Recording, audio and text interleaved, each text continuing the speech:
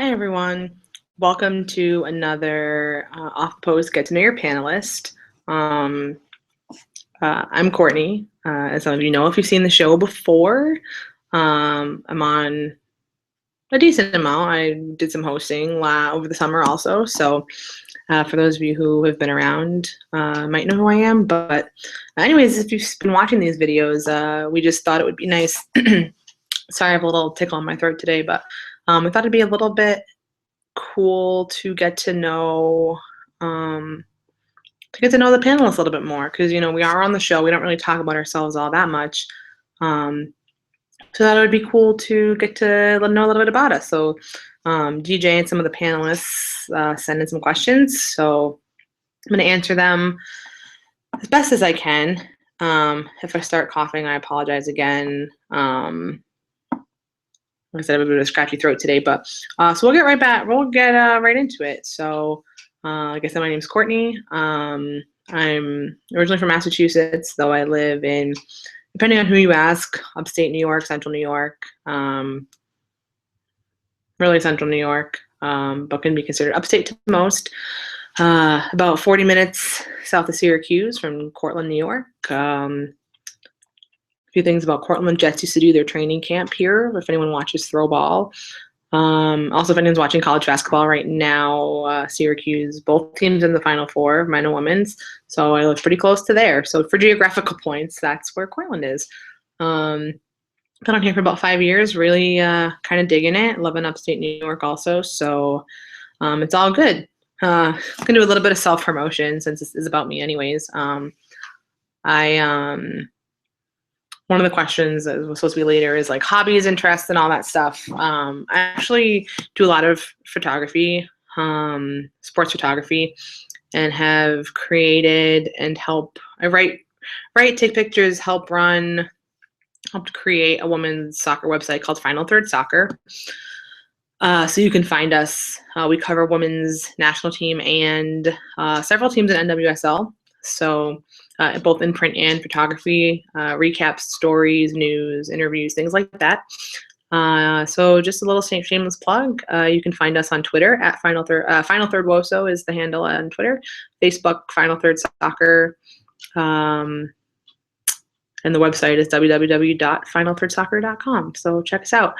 So that's about a lot what I do in my spare time, essentially, is write about women's soccer. Which all kind of works out well since I'm here doing women's soccer like video web series, and it all kind of ties together. So I've been a women's soccer fan now, kind of on and off. I had friends in school that used to were huge women's soccer fans or huge soccer fans. They played soccer on all these teams and all this, and I never played soccer, so I really was kind of clueless. But we're big fans of soccer. Talk all about like Mia Hamm, Julie Foudy, Brandy Chastain, Christine Lilly. I'm missing some of the great people also, but those are some of the names I remember hearing the most, and just talk about how amazing that they were and all of that. But I didn't really play, I didn't really follow soccer, so I was kind of just like, great, that's awesome. First game I ever watched was the final of the 1999 Women's World Cup. A pretty good game to start off on, I suppose. I just remember it being a really exciting game. Obviously, it had an exciting finish, but just the crowd was so massive, and they were so involved and going nuts over this team. And I was like, well, that's cool. And it was really entertaining to watch. So I would follow it a little bit here and there since then, from that point, but never really got super involved again until I moved to Cortland. About 2 hours from Rochester, where the Western New York Flash play. And so 2011 got a couple games before the World Cup. Was really entertaining. It was great to see a game in person and such. And got really involved in watching the Women's World Cup, which was obviously very entertaining. The U.S. had some great games in there before obviously their heartbreaking loss in the final. But I was pretty hooked at that point. I was like religiously watching games. I planned my summer around watching Women's World Cup games. I had friends that weren't even really huge women's soccer fans that were like, let's go to like a bar and watch the game. Or like, let's come over and watch the game. And like, well, like, we're going nuts over it. So from there on out, it really is when I got super involved and super interested. It made me want to watch every game and follow along. And when I got the chance to do some photography and writing, I, kind of was really excited about that. So that's kind of my women's soccer backstory of how I got involved. And like I said, I obviously am now very involved doing media stuff and this show. So I really love getting to watch and experience and talk about what a great group of athletes and teams that we have in the women's game. So going on from that, some of my favorite, not favorite player, favorite team, but I don't really have a favorite team. I cover the Western New York Flash the most, and that's the team I really first started watching. So certainly the team I'm most knowledgeable about and most tuned into. So Western New York Flash, also Washington Spirit. I caught a lot of games. I have a lot of friends in the Spirit Squadron down there, so shout out Spirit Squadron. So it kind of exposed me to the Spirit, which is awesome. So those are kind of two teams I follow, but I'll watch a game even if it's teams that I really don't like, because I think it's important to support the league, but I think I'm generally entertained watching all of the games and NWSL international games. So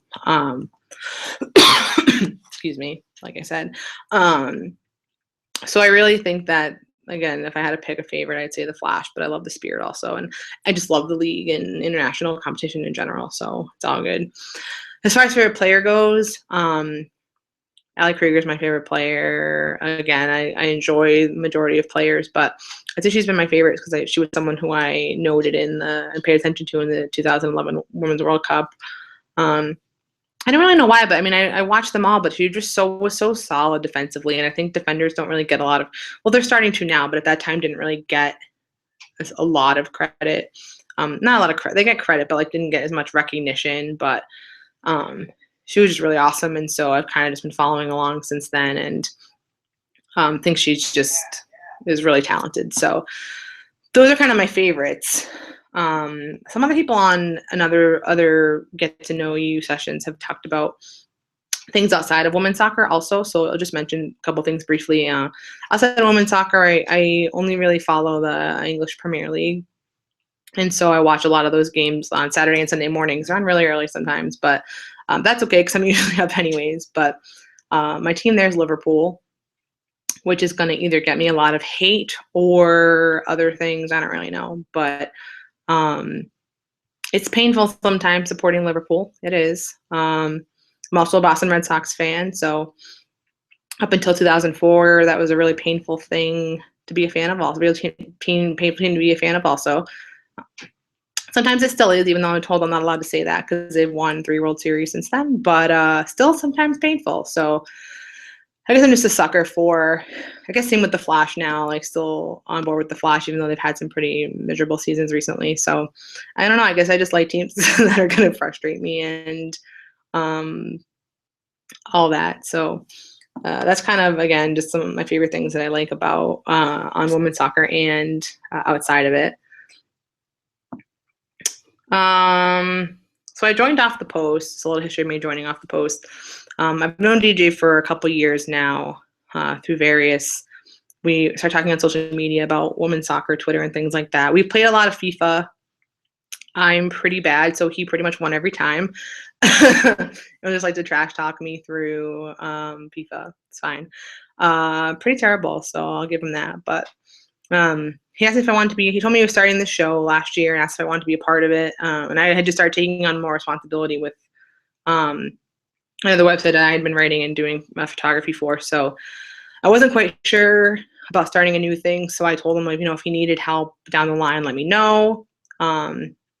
Asked me if I wanted to talk about the Flash and did this Flash Spotlight last year. I was happy to do so. And it was just a really great experience. He puts a lot of work into setting these shows up, getting panelists. We're fortunate enough to have players and other media folk on who are really knowledgeable and awesome to talk to. So he does a lot of work into getting all that set up. So it's something that I really enjoy. So I just let him know if you ever need me again, I'm happy to be on. And it just kind of became more of a regular thing from there. So I always love talking about women's soccer. So I think it's always a good time to be on the show. So that's my Off the Post history. And now you guys are stuck with me.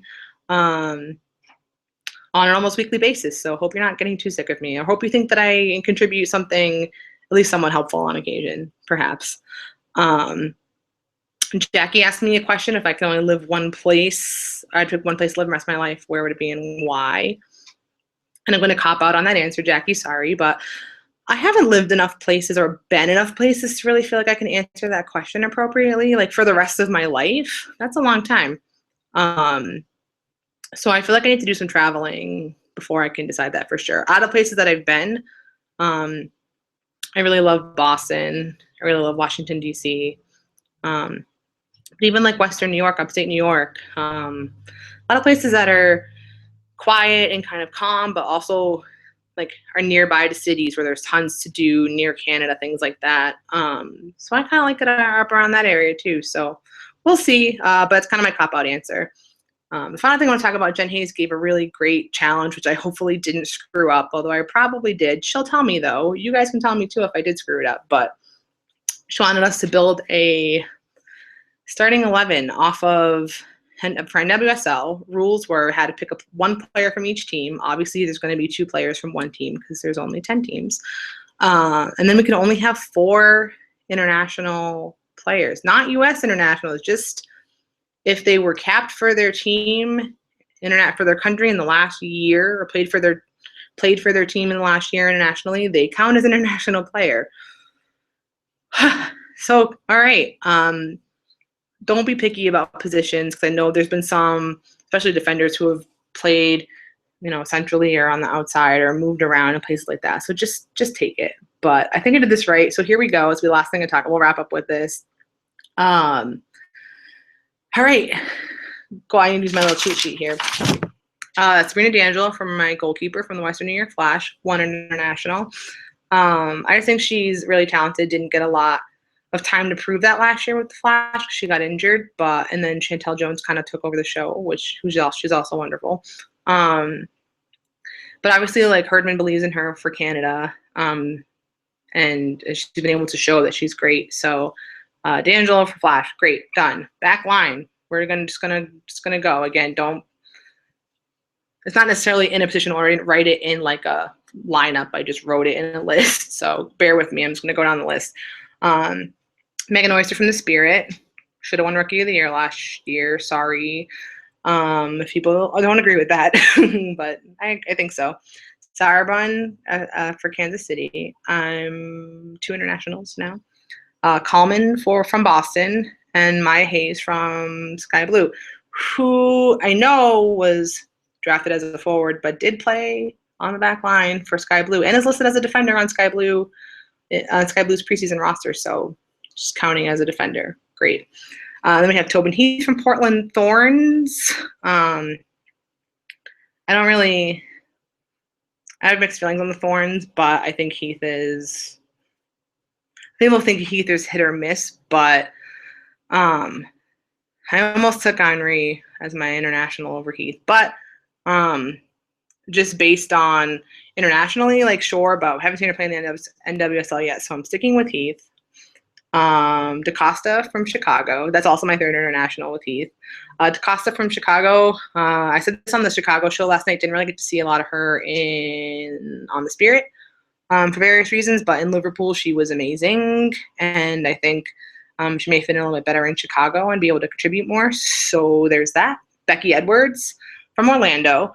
I know there's so many good, talented players in Orlando. People are like, why'd you pick Edwards? I just love Becky Edwards. Just her work ethic, and I think she's a really good player. She was one player when they were doing expansion draft. I said, please, Flash, please protect her. Don't let her go. They did protect her. I was thrilled. And then they traded her. So that one hurts a little bit, but I'm going to go there. And lastly, Bev Yanez from Seattle. She's on the show. She's really awesome, really cool person, great player, and has done a lot of good for Seattle.